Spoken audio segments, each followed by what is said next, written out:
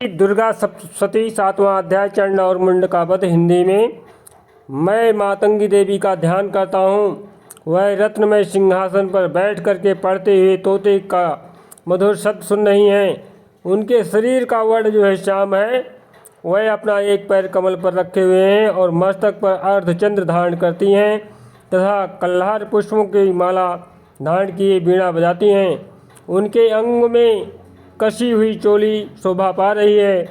वह लाल रंग की साड़ी पहने हाथ में शंखमय पात्र लिए हुए हैं। उनके बदन पर मधु का हल्का हल्का प्रभाव जान पड़ता है और ललाट पर बेदी शोभा दे रही ऋषिवाच। ऋषि कहते हैं कि तदंतर शुंभ की आज्ञा पाकर के वह चंड और मुंड आदि दैत्यों के साथ जो है चतुरंगणी सेना के साथ अस्त्र शस्त्रों से सुसज्जित हो चल दिए। फिर गिरिराज हिमालय के सुवर्ण में ऊंचे शिखर पर पहुंच करके उन्होंने सिंह पर बैठी देवी को देखा। वह मंद मंद मुस्कुरा रही थी। सिंहस्योपरि शैलेन्द्र श्रृंगे महतिकांजने। उन्हें देख करके दैत्य लोग जो है तत्परता के साथ उन्हें पकड़ने के लिए उद्योग बना रहे थे। किसी ने धनुष तान लिया, किसी ने तलवार संभारी और कुछ लोग जो है देवी के पास आकर खड़े हो गए। तब अंबिका ने उन शत्रुओं के प्रति जो है बड़ा क्रोध किया।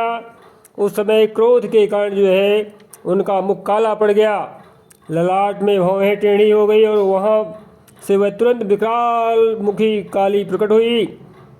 जो तलवार और पास लिए हुए थी वह विचित्र खड्वांग धारण किए और चीते के चर्म की साड़ी पहने नर मुंडों की माला से विभूषित थी। उनके शरीर का मांस सूख गया था, केवल हड्डियों का ढांचा था। जीभ जो है लपाने के कारण वह और भी डरावनी प्रतीत होती थी। उनकी आंखें भीतर की ओर धंसी हुई और कुछ लाल थी।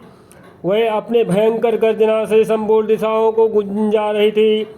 बड़े बड़े दैत्यों का वध करती हुई माता कालिका देवी बड़े वेग से दैत्यों की उस महान सेना पर टूट पड़ी और उन सबको जो है भक्षण करने लगी। जय माता। इस तरह से जो है वह पार्श्व रक्षकों, अंकुशधारी महावतों, योद्धाओं और घंटा सहित कितने ही हाथियों को एक ही हाथ से पकड़कर मुंह में डाल लेती थी। इसी प्रकार जो है घोड़े, रथ और सारथी के साथ रथी सैनिकों को मुंह में डालकर वह उन्हें बड़े भयानक रूप से चबा डालती थी। किसी के साथ पकड़ लेती और किसी का गला दबा देती थी, किसी का बाल पकड़ती थी।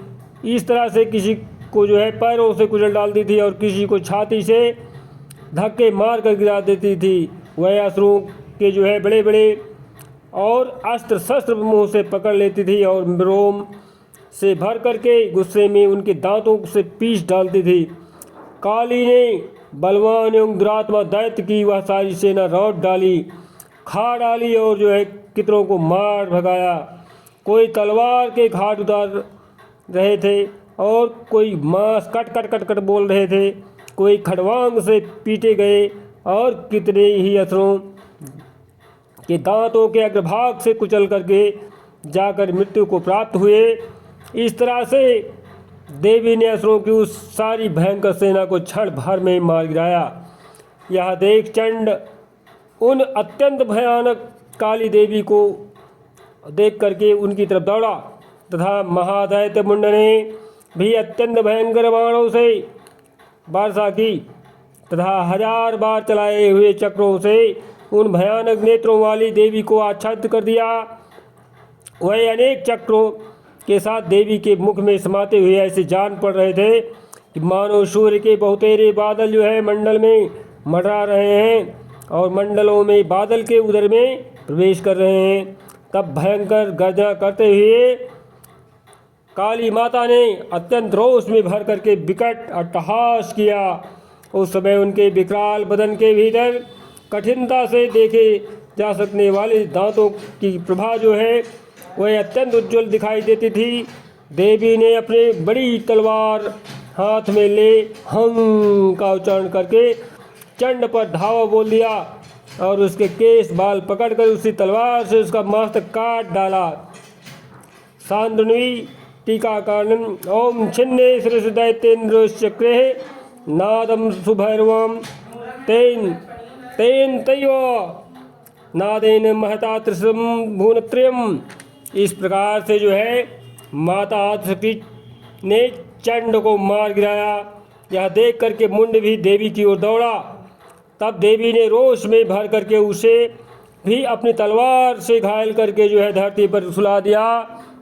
महापराक्रमी चंड और मुंड को मारा गया देख मरने से बची हुई बाकी सेना भय से व्याकुल होकर के चारों ओर भाग गई। तदंतर काली ने चंड और मुंड का मस्तक हाथ में लिया और चंडिका के पास जाकर के प्रचंड अट्टहास करते हुए कहा, देवी मैंने चंड और मुंड नामक इन दो महापशुओं को तुम्हें भेंट किया है। अब युद्ध यज्ञ में तुम शुंभ और निशुंभ का स्वयं ही वध करना। ऋषि कहते हैं, वहाँ लाए हुए उन चंड मुंड नामक महान दैत्यों को देखकर कल्याणमयी चंडी ने काली से मधुर वाणी में कहा, यस्माच्चंडं च मुंडं च गृहीत्वा त्वमुपागता चामुंडेति ततो लोके ख्याता देवी भविष्यसि। देवी तुम चंड और मुंड को लेकर के मेरे पास आई हो, इसलिए संसार में चामुंडा के नाम से तुम्हारी ख्यात होगी। जय आदिशक्ति माता की। इस तरह से जो है 7वां अध्याय पूरा हुआ। जय माता।